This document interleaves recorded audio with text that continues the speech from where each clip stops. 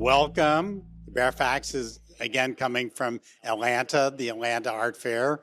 We're joined by two eminent gallerists, Anna Walker Skillman of Atlanta, Jonathan Carver Moore of San Francisco.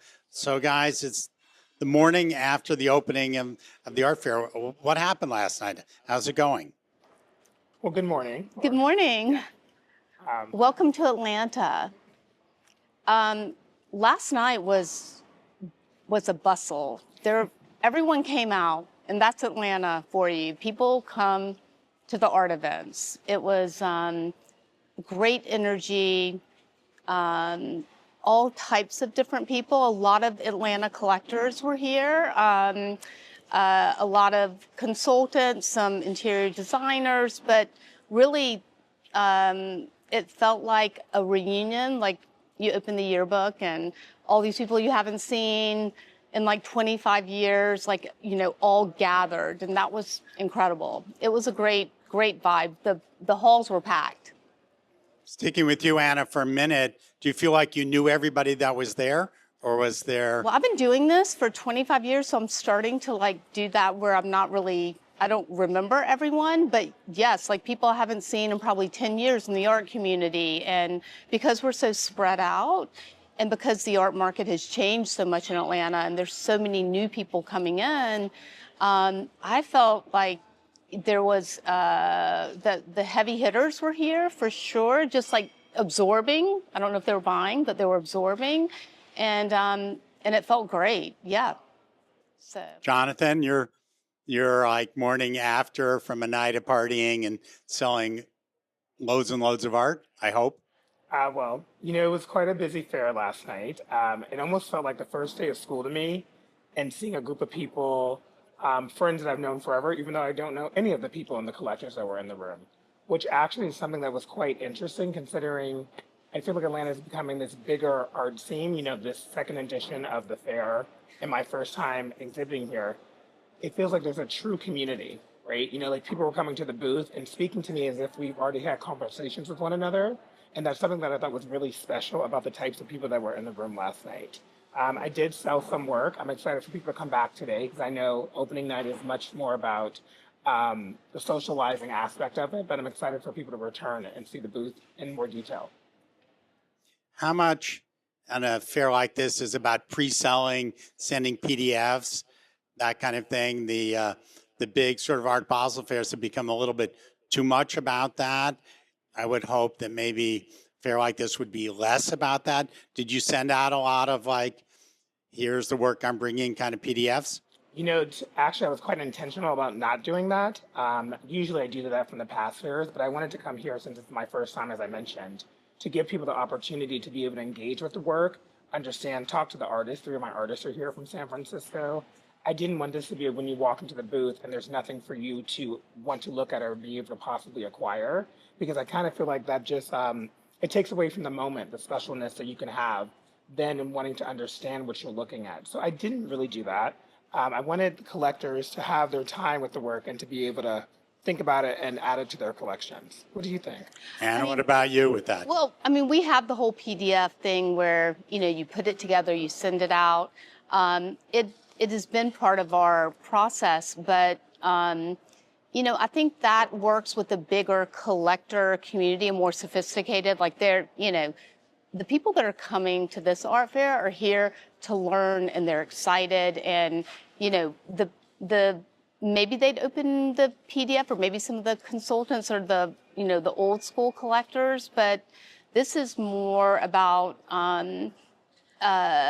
it's not about, what sold last night. It's about learning. It's about learning about Atlanta, the artists that are here, that the galleries that are here, the other, collectors coming in and being exposed to a lot of different work in one place. And for Atlanta, there's such a great art community. There's so many times that I'm just glued in the gallery, because it's a hustle. You're in there, you're dealing with artists, you're putting on exhibitions, you're figuring out art fairs, you're paying your bills.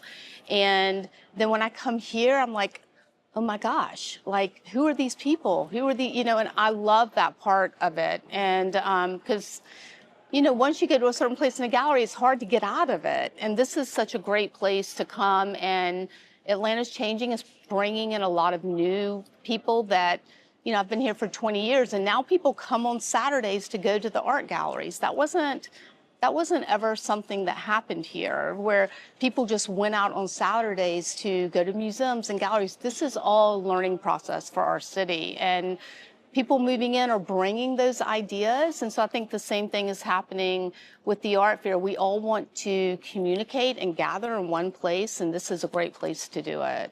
So I don't Anna, think people... Go ahead. You can, as a local, take advantage of the civic pride of it.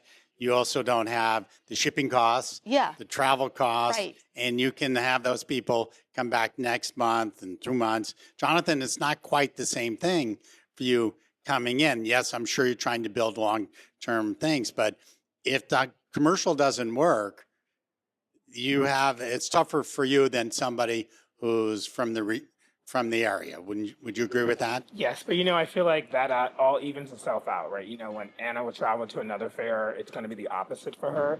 I really think that, to me, when thinking about the selling aspect and sending out the PDFs, I wanted people to have the opportunity to walk into the booth and feel welcomed. I think that if you're trying to build a community of collectors or people to get them interested in art, having something that's completely sold out when they're not used to being in this space is completely disheartening, right? And they're not going to feel welcomed.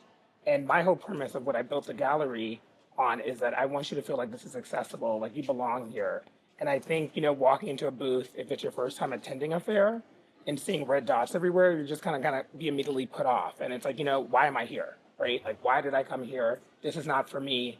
And I don't want that feeling to exist. And, it is costly to come here and do that, but I do believe a lot more in the longer term vision of, instead of just selling something in the moment, like maybe it might be a 6-month period of me really getting to that collector who I did meet last night or I might meet today. Well, also it means that, if I have a client that's going to San Francisco and meeting Jonathan, and they say, what gallery should I go to? And of course you've got like the people you normally send, Cheryl Haynes or Frankel, and the galleries that I knew. I lived in San Francisco when I was 21 and 22 and worked for Cheryl Haynes. But now it's like Jonathan can call me when he meets a collector from Atlanta and say, okay, what is, tell me what, and I can start talking more about Jonathan. So these fairs also connect the dealers with one another. And if he has, if he needs a shipper to ship something, or if a collector, it's a way for us to connect and support each other. And that is, I just feel like in Atlanta, there needs to be almost like a campaign so that collectors or people that aren't collectors, they have the confidence to buy that piece and walk out the door like, I made the plunge, like, I did it, because I think with this new crop of collectors coming up, they're so used to Instagram. If there was a way for them to kind of say, here's my piece, Atlanta Art Fair, first piece I've ever bought, like the being so proud of that and being part of the community and having that transformation of like, all I do in my gallery is gift give. Like I spend your money, you come in, you buy something you love, and I wrap it beautifully, I ship it beautifully, and then we hang it on your wall. And there's nothing better than unwrapping that beautiful piece of art that you just purchased and living with it. And I think that is like and you're supporting the artists and you're creating a community. And that's really what I love to do. And I love to support other galleries. Is now portraying, and I think not without reason, the sort of the problem of the big art fairs and how they're functioning. And remember, and we at the Baer Faxt have been writing about this quite a bit. Hopefully people are paying attention of like, well, we're bitching about how do we get a bigger audience. And I remember the big story about Tim Blum closing his gallery, saying in Basel, he didn't have a meaningful discussion for the last 4 days. And I think his view was, well, that was not his fault.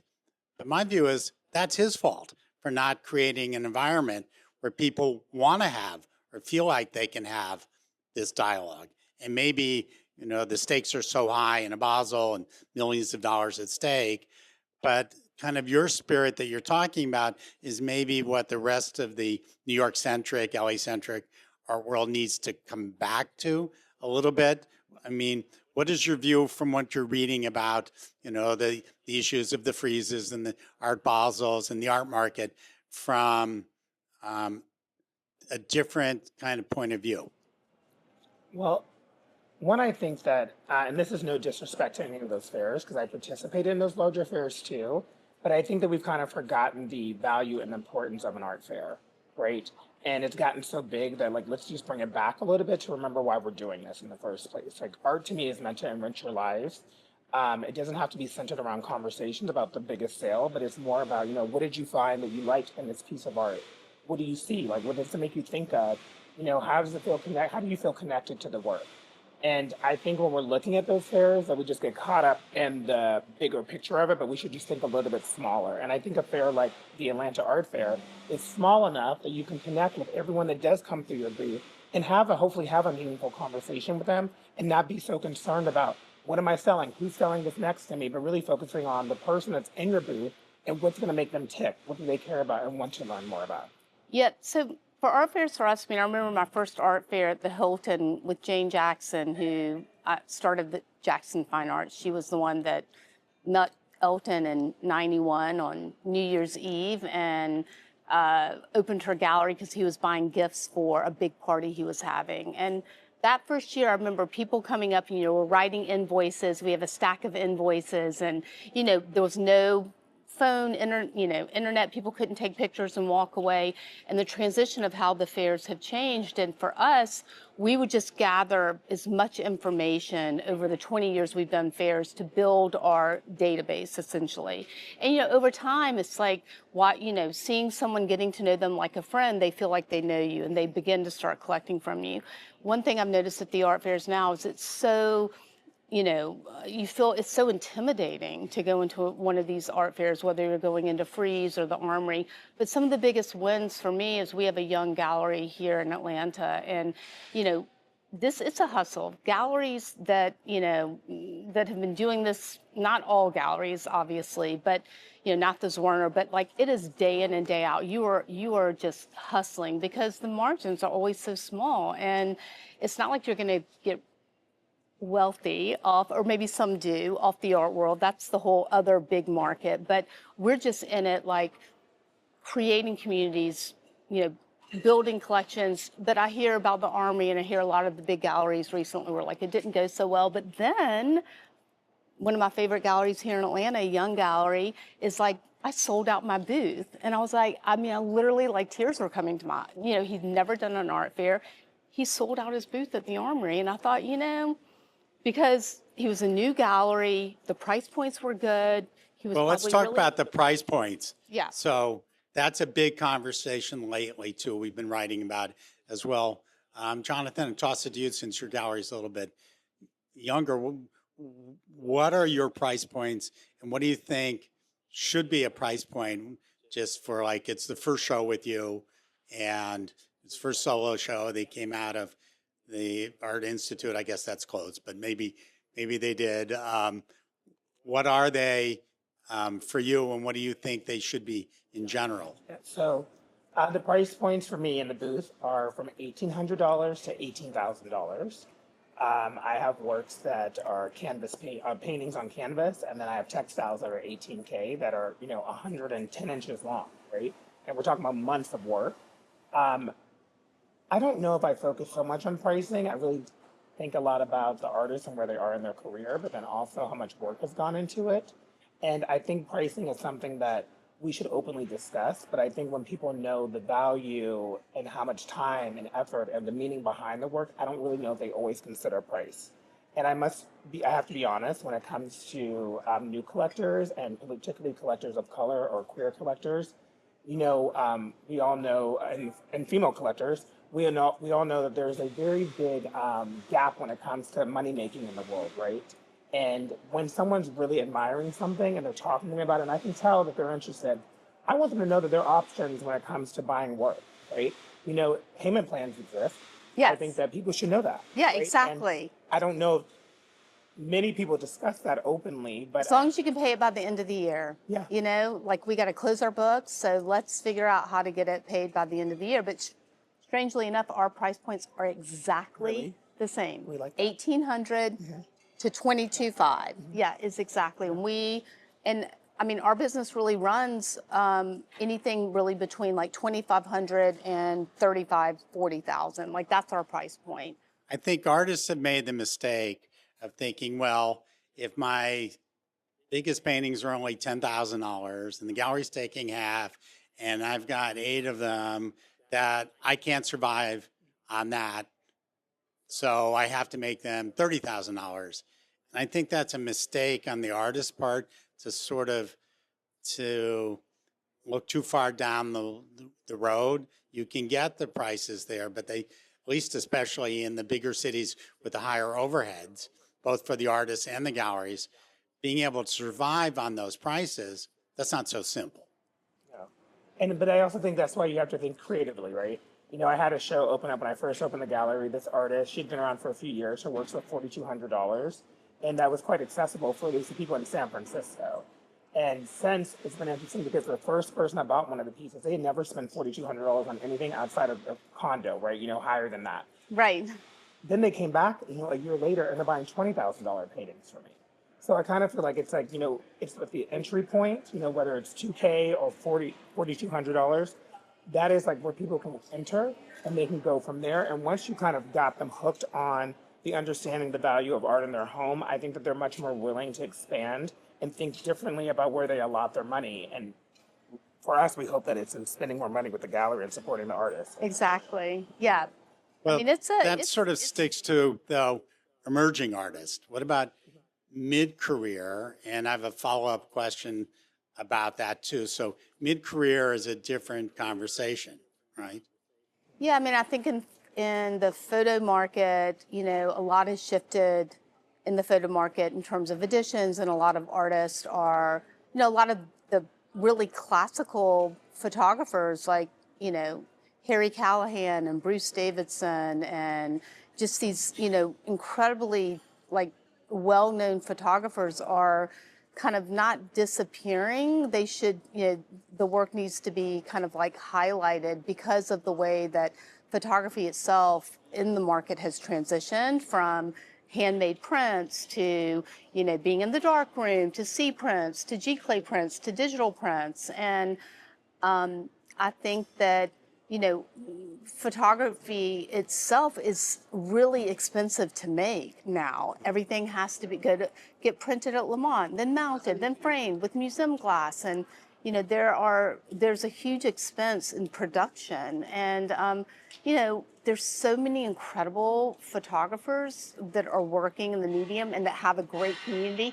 There's just a lot less galleries willing to take, or, you know, taking them on. A lot of the photo galleries are changing and showing painting and contemporary art. Photography market is basically dead. In photography, you've got to be incredibly, we're showing a brand new photographer that has never exhibited, that I met here in Atlanta. I completely was drawn to his work.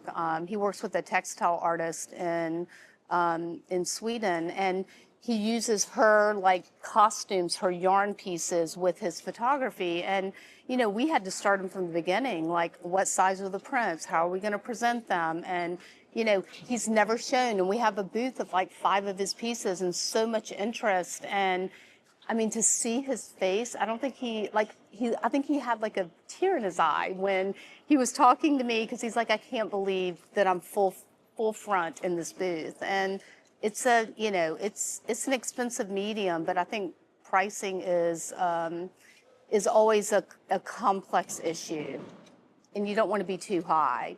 So, Jonathan, on the moving past the emerging art, to what extent do you now work with mid-career artists, intend to work with mid-career artists?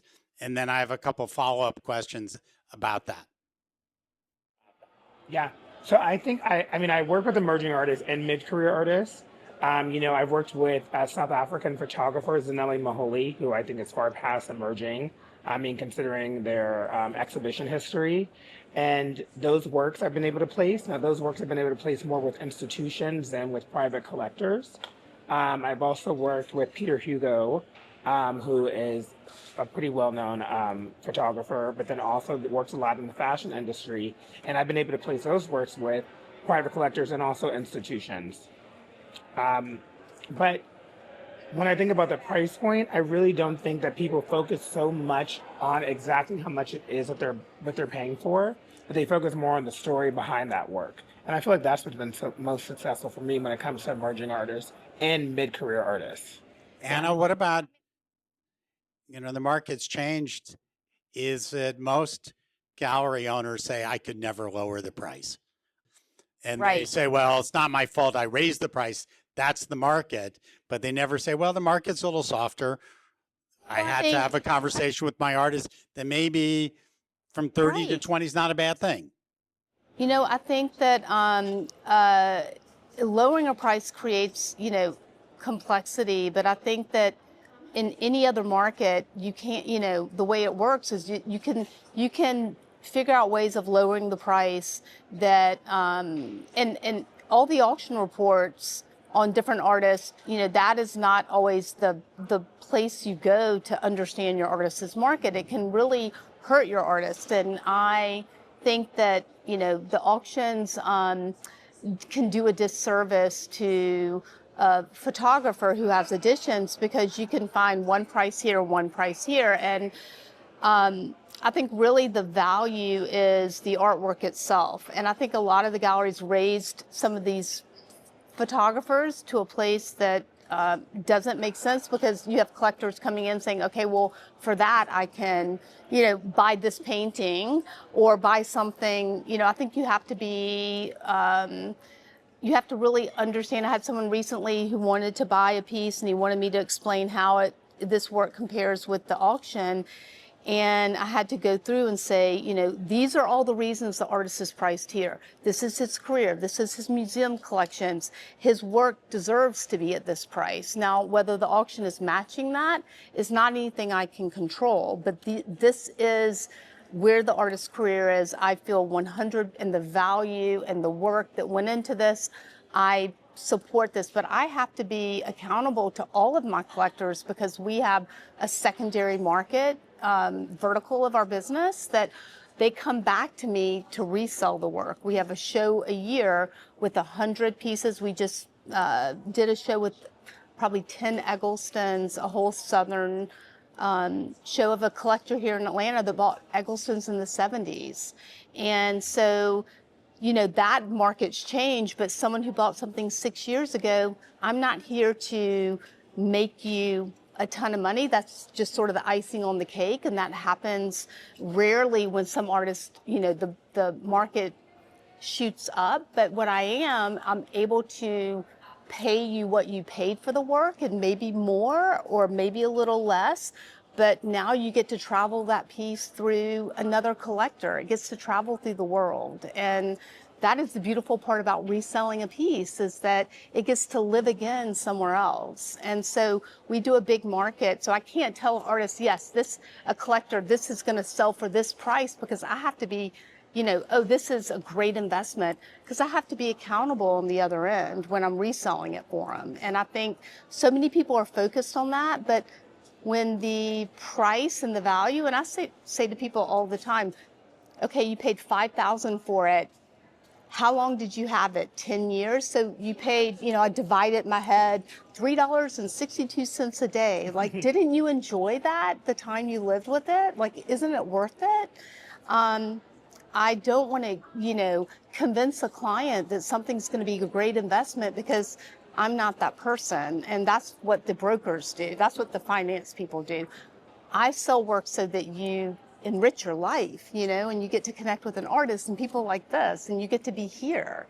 And it's just I think that the pricing has gotten a little bit, I don't know who's setting these prices. I think that you have to build over time, and this is not a quick business. I mean, like I said, it's a long relationship. you have to have long relationships with these collectors to trust you. And this is why we're in it. I'm not, I've been able to support a family, but it's, I understand why people, kind of give up. And that's why I think it's important to be supportive of each other and help other galleries, it's important. Well, I would preface this by saying the photography market itself has functioned much differently. Certainly with the iPhone, everybody's a photographer. With social media, everybody posting. It's really hurt that medium much more so than painting, sculpture, even maybe digital art, maybe a little bit that way. So I think that discussion now with AI is different than sort of the painting and sculpture market for what we're doing. Also, that it's more often in addition has changed it. And God forbid, late Egglestons versus early Egglestons is a separate argument too. Let me we can kick talk it about that. to Jonathan there. I've been arguing that if you have a gallery now, to survive, you need to be able to not only do primary work and have multiple generations, you probably should have your toe in the secondary market as well to build an ability to, as you say, pay for your family and support yourself. Do you agree or disagree with that one, Jonathan? I think I caught most of the questions. So you're asking about adding secondary works to the gallery. Is that right? Yes, as part of your business model. Yeah, I've thought about it. I've been in conversation with a gallery named Wendy Norris, who said that, that's really where you can probably make some more money. I think that I'm just too new in this space to really add that for me yet. I really want to spend the time that I have and the resources that I have to focus on, artists of today and newer artists. But maybe that's going to change for me in like 5+ years. But right now, I think that focusing on the primary market is where I want to be. Well, you're 2 years into it, 2 or 3 years in. I would agree it's too soon, but I would keep that in the back of the mind for the relationship of trust that you're talking about, long-term trust with collectors and institutions that can go beyond the 5, 10, 20 artists that you're able to work with. Well, I guess I could say though, Josh, I did sell a work, and then unfortunately someone was had some financial obligations, and they needed me to resell the work. So I guess I have acted actually in the Yes, you have. I didn't even think about that, but that happened recently. But I would like to add it to the programming. Just a little. It's in the future.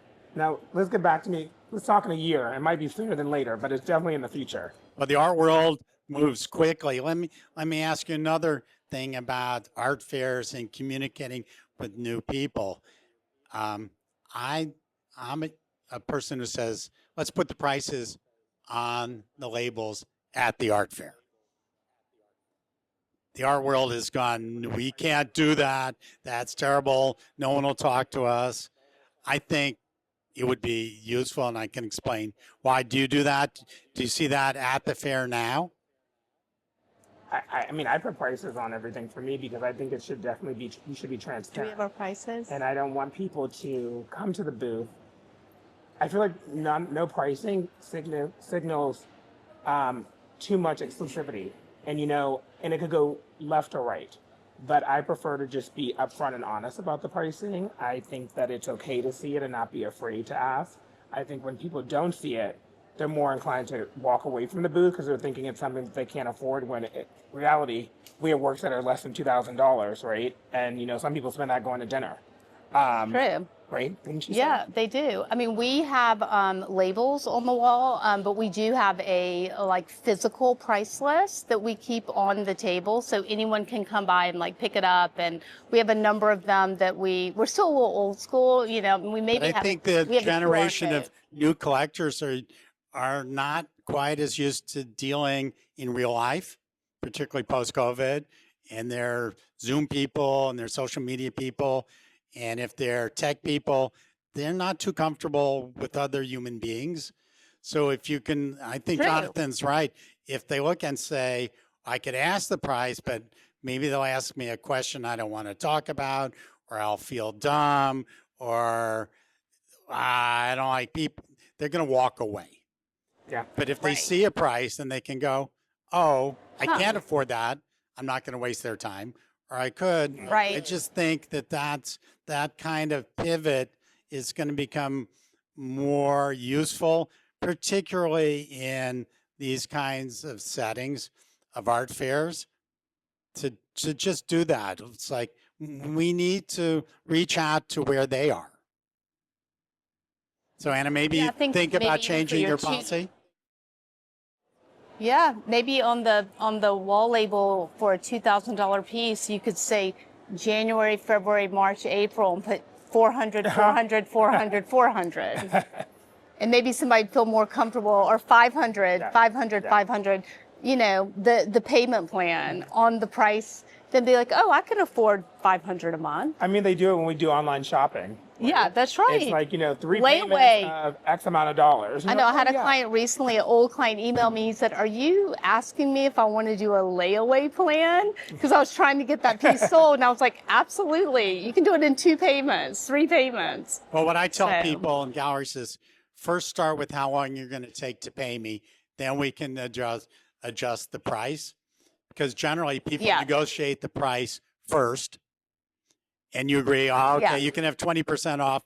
And then they say, great, Yeah. now I need a year to pay. And you're kind of stuck. So I No, tell this young 20, dealers, this 20% start with off, how soon you're going to pay me. And then we can talk Josh, the discount. Josh, you're 20% off. Do not start that rumor. I don't even know, 20% off. No one's going to make any money if there's even that word out there. You don't even give them a percent. You give them a number, a small number, $500, $1,000. Don't say 20% off. Well, That's that's why- frightening to me. That's why I think better to lower the prices than to increase the Exactly. discount. I mean, clients of mine are being offered things Totally. for 40% off, and it makes them think it's worthless. Now we're Yeah, talking about it's the six-figure value. six-figure works, but Yes. I think it's a terrible mistake. I do too. I think that the price should reflect the artist and the value of the piece, and that's the price. I wish we could teach collectors that when you set a price, and really talk how that works, like how the discounts come out, how the production comes out, and then what ends up happening at the end of the day for the artist and for the gallery. And I think that kind of transparency and education is really important. And especially at auctions, so many people bid at auctions, they don't even understand the 25% on top. There's all these different notions that aren't, based in reality in terms of pricing. And I think having a really transparent conversation about why something is priced a certain way would be important for collectors. Any last thoughts before we go out and let you get back on the floor? The fair opens shortly, I think, of why Atlanta, why we should come there, and sort of your overall sense of how you're doing and how you see the near future for the art world. I mean, I feel like why Atlanta to me is Atlanta is such a huge cultural hub. I think that people often discredit certain cities, when they're not Los Angeles, New York, or Miami. Atlanta has something special here. And the specialness can exist with all the galleries that exist that are here and wanting to see the arts thrive, whether they're coming from Moscow or Seoul or San Francisco. There's something happening here. And I feel like when there's something happening in a smaller space, we can do more together. I right? agree. Yeah. Yeah. Yeah, I think Atlanta is definitely, the art community is growing. But if you were here last night, you would be amazed at the diversity that's here. It's I live with it, every day. But Atlanta has a wide range of enthusiasts for art and music and culture. I'm sometimes a minority, and it's really a compelling energy and excitement just simply around that community here. Well, thank you both for being, I think, very honest about your own business and where things are, and leaning in and you have voices that the Londons and the Paris and the New Yorks need to hear to reflect upon, both as art collectors and arts professionals. So thank you for joining us. Thank you so much. Thank you. Thanks for Thank you. having us. Thanks for having us.